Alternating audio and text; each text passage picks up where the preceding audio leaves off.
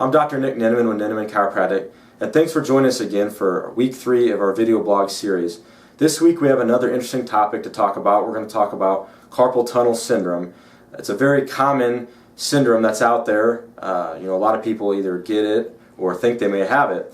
And when we talk about carpal tunnel syndrome, basically what we're going to talk about today is, number 1, what it is, number 2, how you get it, number 3, what are some of the misdiagnoses that are out there, and number 4, how do you treat it with chiropractic. Number 1, what is carpal tunnel syndrome?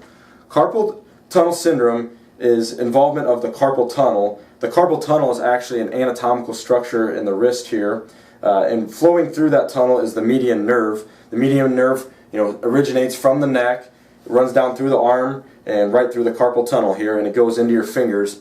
Specifically, it goes into these 3 fingers and the top part of this finger.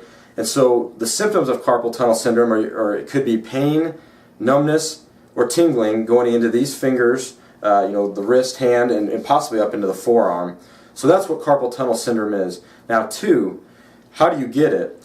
Well, you have a bunch of carpal bones here in the wrist. They're your wrist bones. And specifically the one that's usually involved is called the lunate, and it sits right here, right by the median nerve in the carpal tunnel. So a lot of times, a shift in position of this bone can aggravate that median nerve, causing carpal tunnel syndrome. Another issue that may cause carpal tunnel, and it could also go along with the lunate misalignment, but a lot of people just actually get soft tissue, scar tissue buildup in their wrist from chronic use of the hand. You see it a lot with people that are at the computer typing. They're chronically using their hands and wrists. They build up scar tissue in this area, or they may get a carpal bone misalignment, again impinging upon that nerve. You see it in the trades, construction workers, using a hammer, a tool. They're chronically using those wrists. You could even see it in athletes, basketball players. Any kind of chronic use of the wrist can build up scar tissue, can irritate that median nerve there, or cause misalignment of the carpal bone.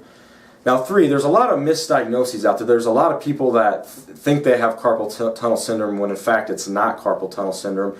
One of the simplest misdiagnoses is, you have a patient come in, they say, at night I wake up in the middle of the night sleeping and my arm's numb and I think I have carpal tunnel. Well, it could be, but a lot of times it's just simply that you're compressing the nerve in your arm laying on it. If you're laying on your arm or you're laying on your elbow, you could be compressing the nerve, and that's going to cause tingling into your hand. So a lot of times when your hand's asleep, it's strictly, you're just sleeping on it, so you may not have carpal tunnel at all.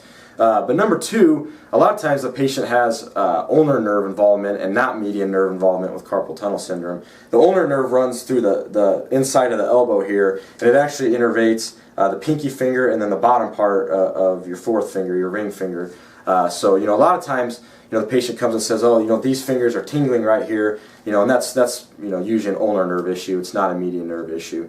And then the other misdiagnosis is a lot of times it's actually an issue with the neck. If they have tingling down the arm, it could be coming from the nerve root in the neck. That's what we talked about in last week's video blog. So a lot of times that's the issue. It's not even a wrist issue.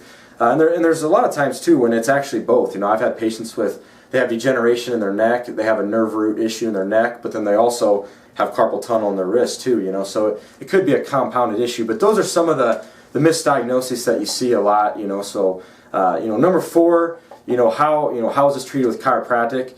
You should go see a chiropractor if you think you may have it, because your chiropractor can rule out, whether it's carpal tunnel syndrome or, if it's a neck issue, if it's an ulnar nerve issue. He or she will be able to tell you, what exactly it is that you have. But how you treat it, as a chiropractor, usually I'm always going to check the neck, because even if it is strictly carpal tunnel, that nerve originates in the neck, and so by adjusting the neck, you can help that nerve heal from the nerve root down. So I'm always going to adjust their neck, usually as long as it needs adjusted. But then I'm going to assess their wrist.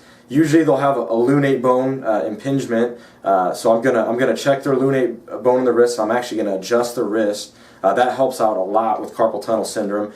But then also I'm going to check the soft tissue. The patient may have soft tissue, scar tissue buildup, and there's various techniques we can use to break that up. It complements the adjustment in the wrist very nicely. I do a technique called Graston technique, which I'll talk more about in a future video blog. But Graston can help break up the scar tissue. Ultrasound treatment, electrical muscle stimulation does a great job. So, a lot of times it is both a bone and a soft tissue issue, and we will treat both components of that. And you'll see really good results. A lot of patients want to jump into the carpal tunnel syndrome surgery, and I assure you there are lots of conservative ways to treat carpal tunnel syndrome. Try that first. I always say try the most conservative approach first before you go diving into surgery. So, I would suggest trying chiropractic first for your carpal tunnel syndrome. If that doesn't work, then there is other things down the road that you can do. But hopefully that's informative for you and helps you understand carpal tunnel syndrome more. If you think you may have it, give us a call here at Neneman Chiropractic, and I will evaluate you to see if you have it, and if you do, we'll treat it. So, hope you enjoyed the blog again today. Join us next week for our 4th week in the video blog series. Have a good week. We'll see you later.